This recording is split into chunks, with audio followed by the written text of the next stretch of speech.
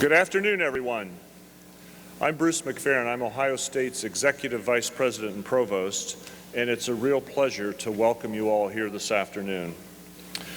This is it's truly a unique opportunity to hear from His Serene Highness Prince Albert II of Monaco to talk about the challenges and opportunities of global sustainability. We're pleased that the Prince has chosen to visit our campus and spend time with us throughout the day and really begin to understand our own efforts to create a more sustainable planet.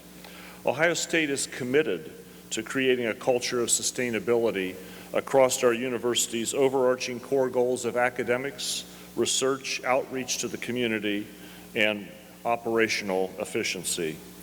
I'd like to welcome to the stage now a recent engineering graduate and Buckeye Bullet World Championship Buckeye Bullet team member, Michael Yohani.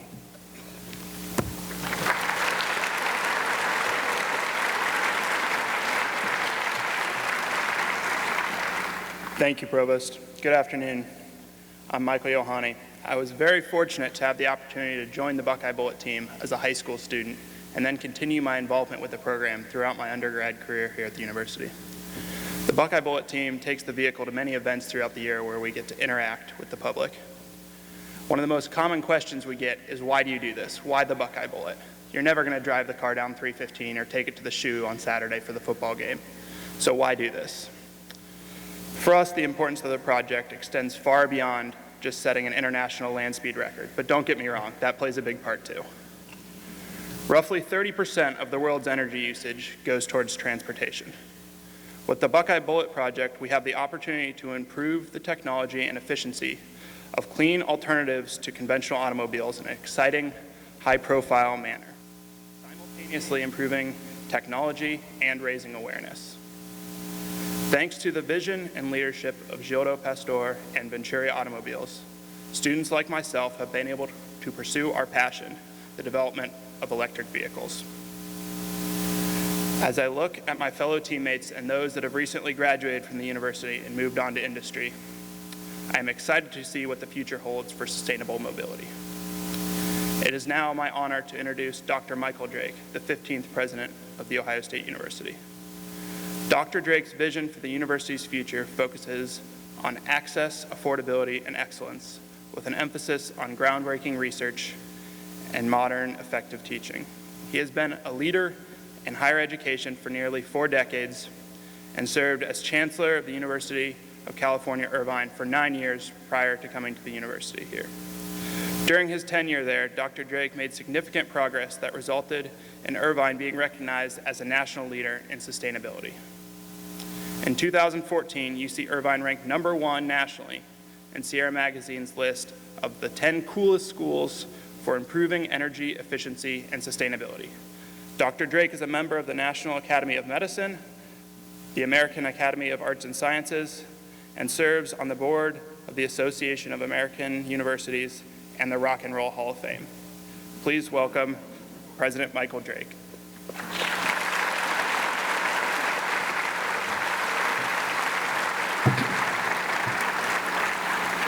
Good afternoon, everyone, and thank you, Michael. And particularly thank you for sharing your experience as a member of the Buckeye Bullet team. We're grateful for the long-standing support of the Monaco-based Venturi Automobiles, the sponsor of Ohio State's Buckeye Bullet car. They've been great sponsors and friends of ours for many, many years, and we are grateful for that support. Today, this is really a wonderful event. It's an opportunity to reach across the ocean and to share best practices in sustainability. At Ohio State, sustainability is always top of mind. Every day, our students study sustainability. Our faculty discover new ways to protect the environment and improve our energy efficiency. They help us design greener buildings. And we're even committed to sustainability in Ohio Stadium. We recycle or compost all of the trash from football Saturdays. We'll see you there this weekend. We're committed to sustainability across all of our campuses, and we've also recently established sustainability goals to guide us into the future. As we reach around Ohio and throughout the world to share our sustainability discoveries, we hope to make a real difference here at home and across the country. My hope is that today's discussion will give us each a greater awareness and understanding of our collective and individual roles in global sustainability. And now, I'd like to welcome His Excellency Bernard Fortrier, the Vice President and Chief Executive Officer of the Prince Albert II of Monaco Foundation. Your Excellency.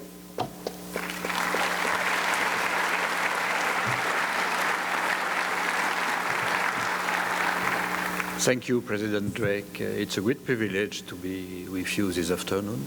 Since this morning, we have really tremendous exchanges with the teams of the Ohio State University in the various fields of energy, mobility, sustainable development, and it appears that we share between Monaco and the Ohio State University many things in common. I have the privilege, as you told, President, to be the CEO of the Prince Albert II Foundation, which has been set up just 10 years ago by His Serene Highness Prince Albert. This foundation is dedicated to act in fields which have a lot of common with what is done here in Columbus, namely in the field of environment conservation and also in order to promote sustainable development. But more to deliver you a long speech, we have prepared a short video of something like 7 minutes, which could give you a better view of what are the various actions of the Foundation. To tell you and to talk to you a little bit about the responsibilities and opportunities that you, students, you, the younger generation, are facing and can help alleviate in the future. Our collective responsibility is to finally break free from an economic model based on the systematic and excessive use of hydrocarbons. We now know about the countless untold damage which they produce. We know about the pollution, we know about oil spills, and the plundering of ecosystems to extract oil and gas. Above all, we know about the global catastrophe which climate change threatens to cause if nothing is done to mitigate it. But we also have the means to escape this carbon economy and the trail of harm it leaves in its wake. We are beginning to learn how to get around without resorting systematically to oil.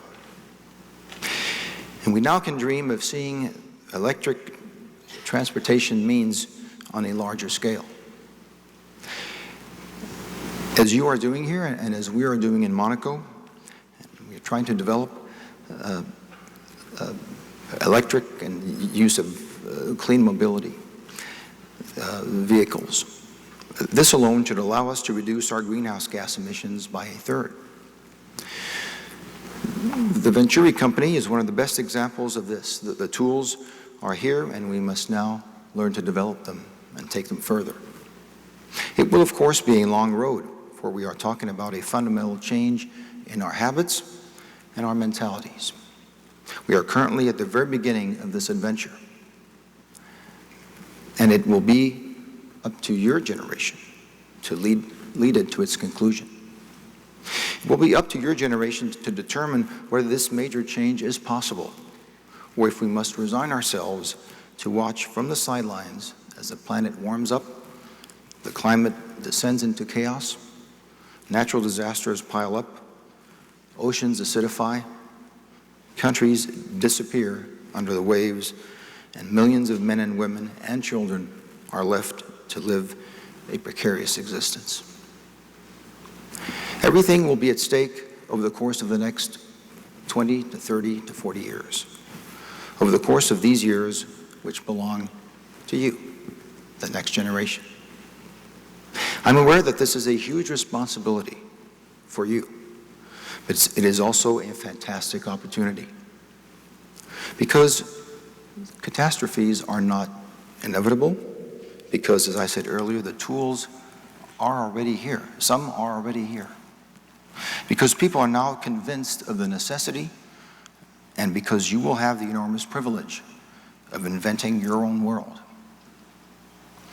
Changing the way we use energy has never been simple and simply a technical or technological issue.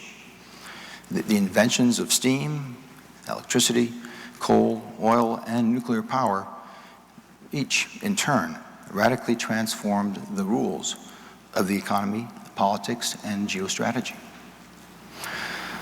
The green economy that you will need to develop will also have profound consequences for the entire world, how it is organized, and the values on which it is based.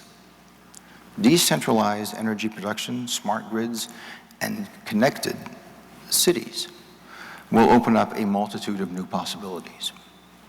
It is up to you to turn to these just as many opportunities for progress.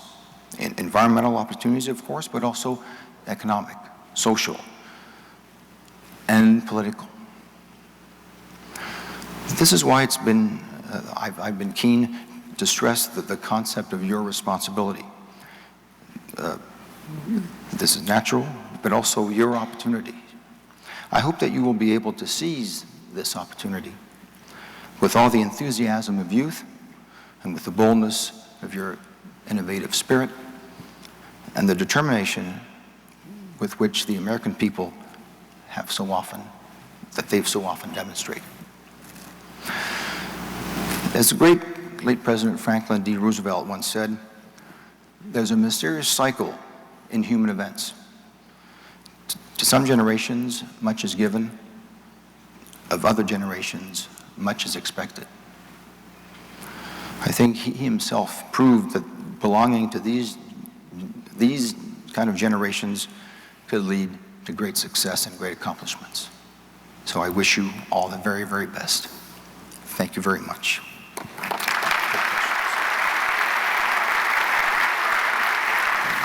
Well, Your Highness, may I simply say thank you so much on behalf of a terrific Ohio State and Columbus audience for those remarks. And what a great opportunity to learn a little bit about your foundation and the work that it's been doing. You know, I know you had the opportunity today to visit a number of our Ohio State programs around campus, including a trip to the SHU. I know you also got a chance to meet a lot of the students. You focused on the next generation in your remarks.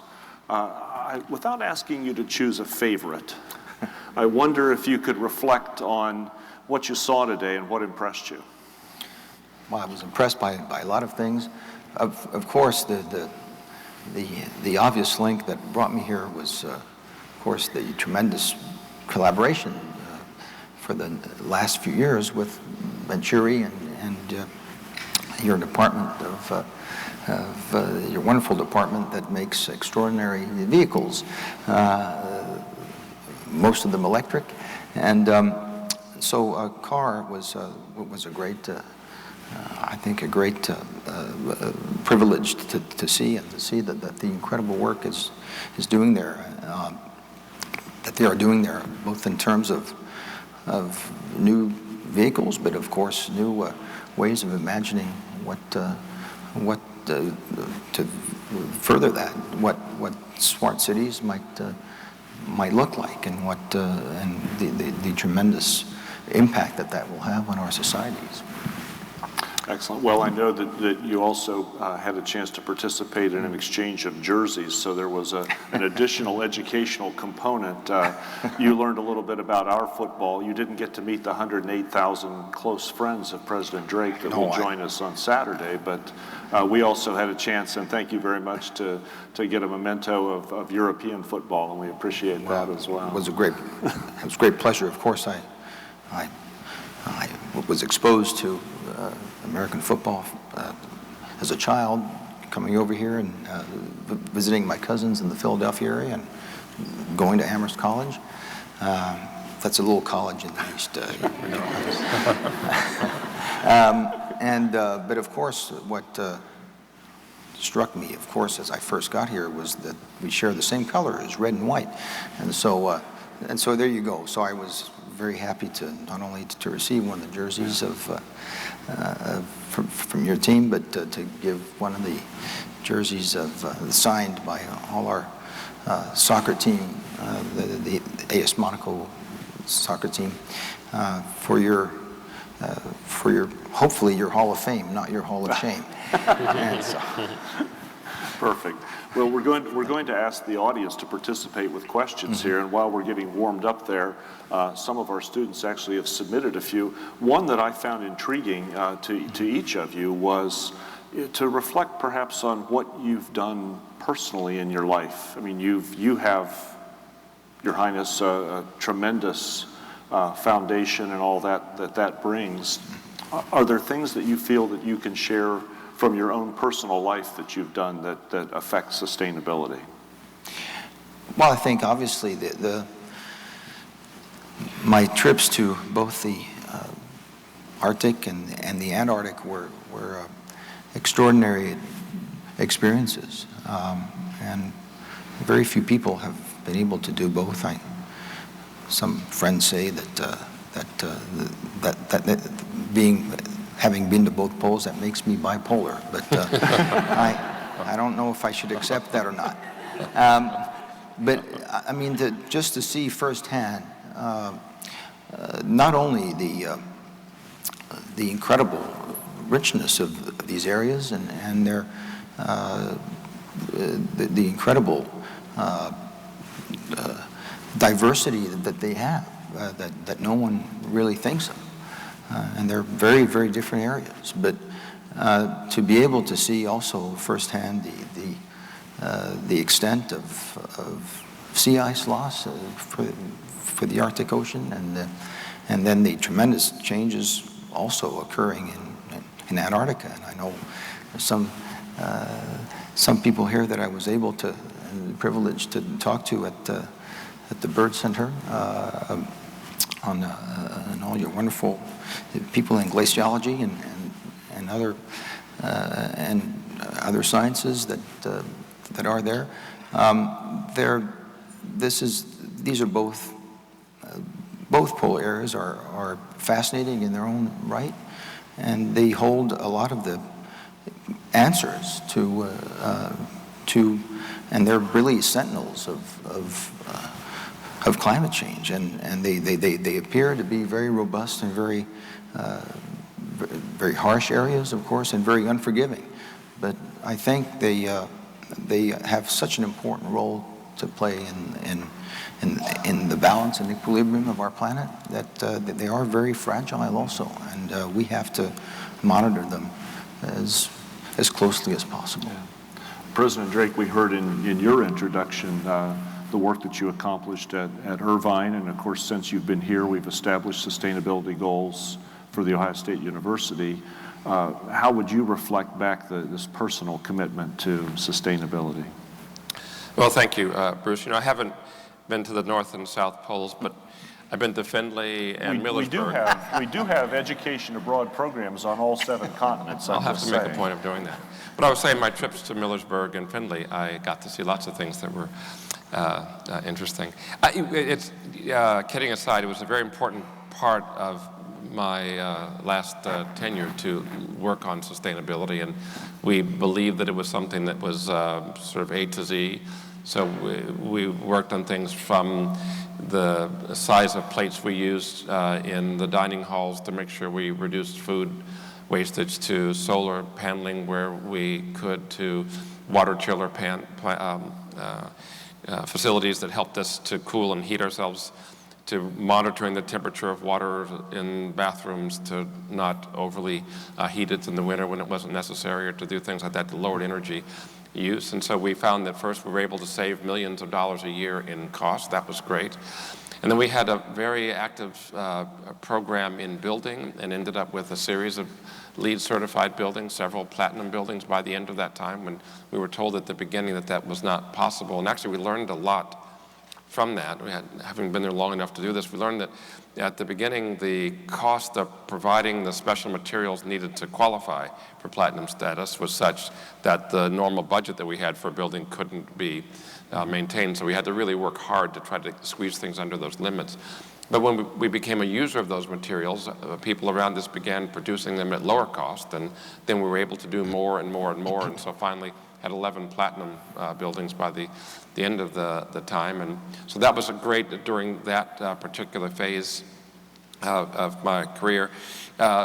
Coming here, we have a different series of challenges. The weather pattern is different. The production of energy is different, so we have to look at things differently there. And so we've done some things like establish sustainability goals. We've looked to establish a sustainability curriculum that our students can take from the very beginning all the way through the end, and looked at multiple aspects of that. Certainly have supported the incredible research being done by our faculty. That's been great. And then we're looking at things like how we use energy in our buildings, being able to monitor that more effectively. And we're great users of energy, and I think that gives us great opportunities to find efficiencies ourselves with setting great examples. And then finally, I drive a plug-in electric Ford Fusion. I'm very proud of that. I hate it when the engine comes on. I love it when it's the motor. I will say to our student colleagues that it doesn't make noise. So when you're walking around with your headphones plugged in, I try to drive slowly, but keep an eye open, because it sneaks along quietly. But I found it to be very, it's the little things that I can do that help to exemplify what this would be, are things I find important, and I think it helps us move forward.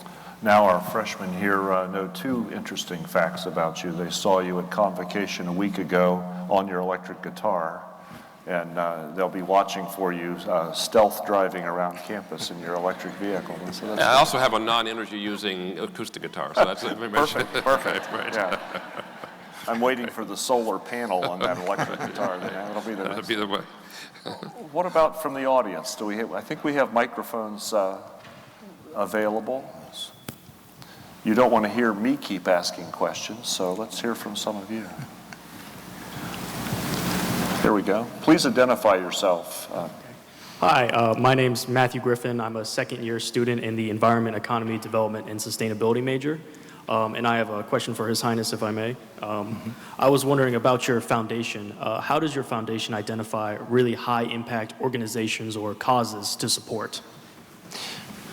Well, thank you. The way we're structured is that we have a scientific and technical board, if you'd like, that reviews all projects that come to us, and also study the different opportunities of collaboration with different institutions. And we have over 65 partners, be they international organizations, World Wildlife Fund, the UN Foundation, BirdLife International, IUCN. I can go on and on. And so, but we've developed these partnerships also directly through the different projects that we've been involved with. And so they give their assessment to the board and make recommendations on what the amount,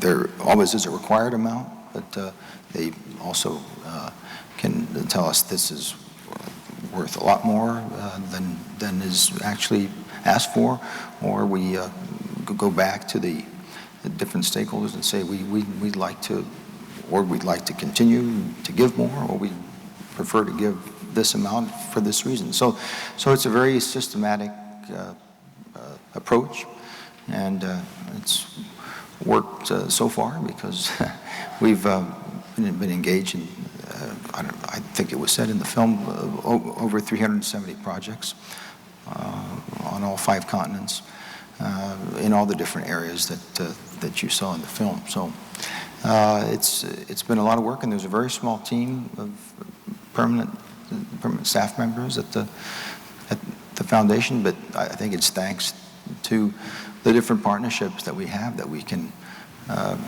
keep track of how different projects evolve and what the opportunities are also to continue some projects beyond the 3, or sometimes if it's 5 years, that's a very long-term involvement, but it has reached that at times. So we have a great team of experts, in, both in climate sciences and in biodiversity and in water. Although we have, if you see the breakdown, and you can go to our website, and that's all in there. We have a relatively small percentage of water projects. That's because there are a lot of different stakeholders out there, and there are a lot of other great institutions that have done great work in different countries, South America or Africa, and we joined a little late, I think, but nevertheless, we've been able to be very efficient with also with another great partner, which is the One Drop Foundation, which was started by Guy Laliberté, the founder of the Cirque du Soleil, who's very, very committed to these issues. But what's been very important, I think, is in all that we do, and even if it's the funding of very specific research or something very technical or technological, is to never forget the human aspect and what this project can bring and what it can mean to local populations.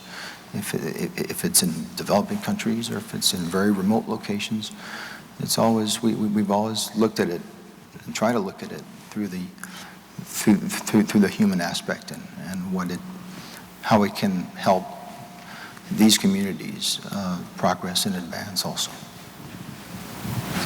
Thank you, Your Highness. Thank you. Other questions? Here we come.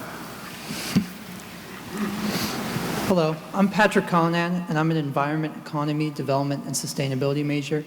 Your Highness, is there one project in particular that you believe has been the most effective at accomplishing the Foundation's goals? Well, there were several. Some you saw in the film, although they weren't explained. Some that you just saw images. But there was some on the climate side. It's been mostly, funding of different research programs, but it's also been giving scholarships to young students in partnership with the IPCC, the Intergovernmental Panel on Climate Change, to help promote climate science in developing countries. And so we've been able to give, I think it's almost 30 different scholarships now to young scientists in the climate sciences. And then it's also been not only projects on the ground, but the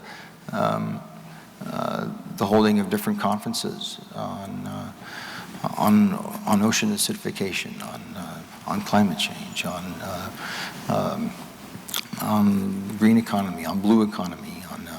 So there's been a certain number, and we've helped also fund different documentaries and different literature also on all these issues. I don't have time to go into all the detail, but one, and then of course I enjoy going also on the ground and in the field. And one great project, well, there were two actually, very similar, are these biodiversity inventory programs that were along with this was in partnership with the Museum of Natural History in Paris, France.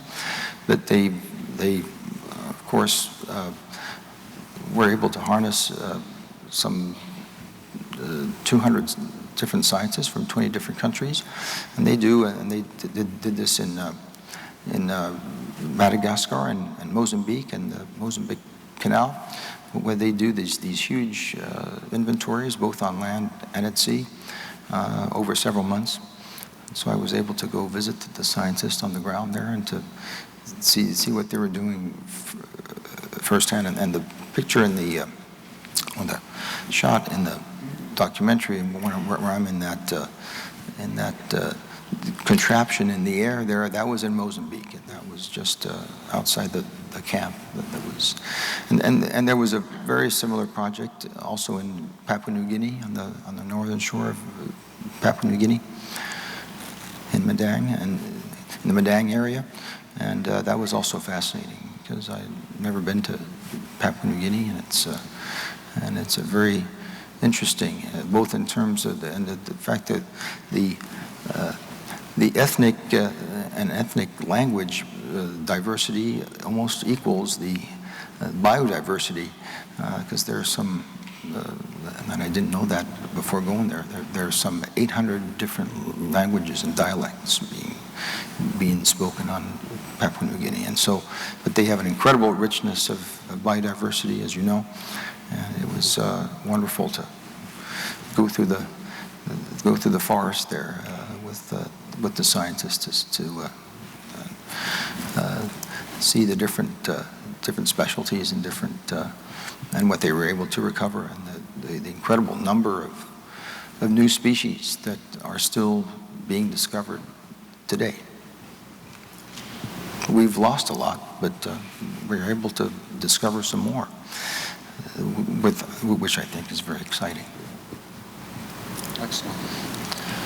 Got Thank a lot you, more Hans. questions coming here. We have a microphone back there. How's the thing? Me too, with 3 more questions. Let me just fill in one spot here. We're watching our time here this afternoon because of transportation, but I'm curious, this comes from a couple of our students, worded a little differently, but we had the Paris Climate Change Conference just recently, sponsored by the United Nations, and as you think about this from the perspective of your experiences, what is your sense of, is it a sense of optimism that we've defined things that will be achievable? I think what finally came out in the dying hours of the Paris conference is I think hope for the future, because there is an agreement. It's not as perfect and it's not as binding as we would have liked it to be, but there is an attempt at having as complete and as precise a text as possible. There's going to have to be a lot of monitoring and a lot of reporting and a lot of monitoring of what different countries are doing, and monitoring of what organizations are also helping those governments to do, but I think we're on the right track, and we're finally in the right direction. Of course, we will have a first feel for, although it's a little early to tell, but there is a COP22 meeting, as you know, in Morocco later this year, and we will have a first feedback of how things are evolving in different countries. But I think finally what was important was that the leadership shown by the bigger nations, by the U.S., by China, and others was, I think, absolutely essential in the final agreement that was reached in Paris. Excellent. One question I have to get in that it just intrigues me. The students are asking this, President Drake, and that is the recent announcement of Columbus as the United States smart city. What's your reaction to that and Ohio State's partnership role with that terrific consortium from Central Ohio? Well, I'll join the Prince in applause. This is a really tremendous achievement for Columbus, and then for all of us who were partners, the Columbus Partnership, our university. For those who don't know, the Department of Transportation offered a $40 million kernel, which actually then with matching funds grows to about $150 million to one city who could come up with the most intriguing plan for planning a future transportation system. Somewhat over 70 cities applied. There were 7 finalists at the end. The 7 finalists were in approximately alphabetical order: Austin, Texas, Kansas City, Austin, Texas, Denver, Colorado, Kansas City, Pittsburgh, Portland, San Francisco, and Columbus. And we here in Columbus are very proud to win this competition, and so that was announced in June. We were excited. I think I like to actually like a round of applause. We're applauding ourselves. It's okay. And our job then really is to work together to devise a transportation system for the future, which is more efficient, more effective, safer, much less polluting. So we're looking at autonomous automobiles. We're looking at electric-powered automobiles, a variety of ways of helping us all to get around. And it's meant to be something that's practical for us here in areas as small and confined and localized as our campus, but also practical for places around the city and then a model for the country. So we're really excited about this and looking forward to the next several years. Well, while the President was speaking, I'm getting the Morse code buzz on my phone that our time is short. If I could, just one final question, again, that comes from some of our students, and that is, as you reflect back on your personal history, was there an event or an experience that actually sparked your interest in sustainability? Well, I think it's mostly due to family legacy and the incredible vision and work that my great-great-grandfather, Prince Albert I, who was, as some of you may know, was one of the, although he wasn't a scientist himself and wasn't scientifically trained, but he took great interest in anything to do with oceans and in oceanography, which was at the turn of the 20th century was still a relatively young science. And he helped promote it and helped encourage scientists to go out, and he lent his different ships and vessels for scientific research. But not only that, he was very curious of all sciences, of all earth sciences. And also we have an anthropology museum in Monaco that he helped set up as well. And so so that incredible legacy that he left, and the work of my father also for different issues relating to a better study and better protection of the Mediterranean Sea, along with my mother, who was a great lover of nature and would take us on these long walks in the hills and mountains behind Monaco, kind of forged me into looking into this a little more closely. But so I don't think there's one single event. A lot of people think because the foundation was set up in June of 2006, and I'd just come back a couple months earlier from the North Pole and from the Arctic Ocean, that triggered it. I had the idea of doing the foundation before that. That only, I think, accelerated my desire to have this personal commitment, and I saw the urgencies that we were facing, not only in the Arctic Ocean, but elsewhere. And I was able, also way before that, to go to several international meetings, and namely the Earth Summit in Rio in 1992, where I had a first idea of what these international forums presented and put forward, and what they didn't, and what, of course, what the politics were of these big international meetings, and how to try to go beyond that and go on the ground and really try to help in a meaningful way. And that's hopefully what we've tried to do and what we've tried to accomplish with the team from the foundation, but also the government of Monaco that was doing a lot already, was involved and is still involved in a lot of great projects, and not only not only the same areas as the foundation, other areas as well, and what we were trying to do in terms of sustainability at our scale. But I think all these things combined encourage me to go further. So students, here's the answer to the quiz. We are the products of our history, and the products of our experience. And our challenge is to act on that. And these are the results. Buckeyes, please join me in thanking His Serene Highness Prince Albert II and our own Ohio State President Drake.